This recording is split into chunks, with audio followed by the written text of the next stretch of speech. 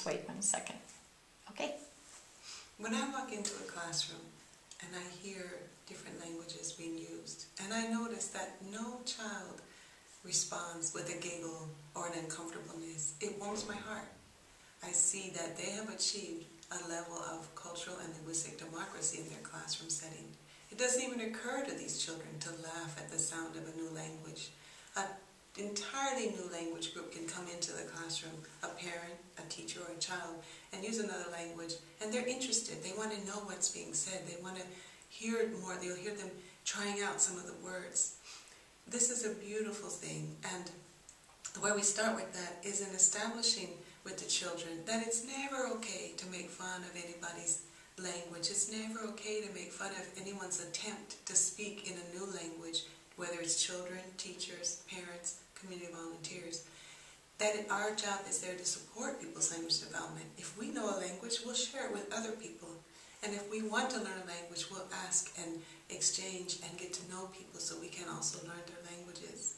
This is what begins as, this is a way of, if you can edit it back in, yeah. I'll pause for a moment.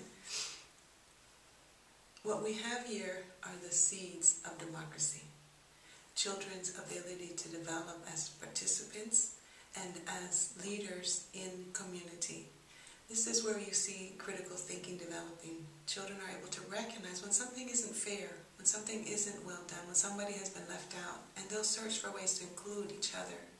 You see this around language, but you'll also see it around abilities, around gender, around a number of diversity points. In a classroom that is working on linguistic and cultural democracy, you'll see teachers working on their own development. You'll see them learning more about their own cultural background. Sometimes we will not respect or value our own cultural background, and this is something that we're modeling to children. So in order for us to really develop cultural democracy in a classroom, we have to start with ourselves. We have to love who we are and get to know ourselves, our parents, our people who came before us, our cultural backgrounds.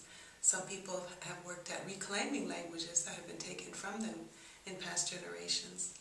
Now, you can't stop there. We also have to learn about each other.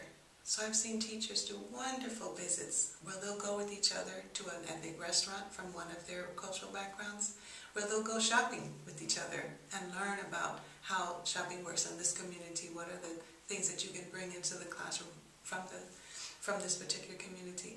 Getting to know each other on a deep level. And this is where we're modeling for children cross-cultural competency. Many possibilities here for the future, and it's just what we need to see happen. Fabulous. Fabulous. Anything else? I'll turn it off.